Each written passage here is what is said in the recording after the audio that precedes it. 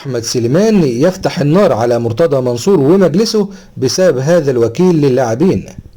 أحمد سليمان عضو مجلس إدارة نادي الزمالك السابق والمرشح حاليا على مقعد عضوية مجلس الإدارة في الانتخابات القادمة.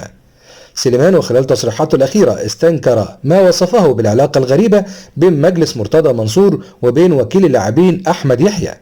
وأكد سليمان في تصريحاته أن أحمد يحيى قام بتسهيل عملية انتقال عدد من لاعبي نادي الزمالك إلى الأهلي، وكان آخرهم إمام عاشور، ومع ذلك كان الوكيل الوحيد الذي يتم التعامل معه من قبل المجلس السابق.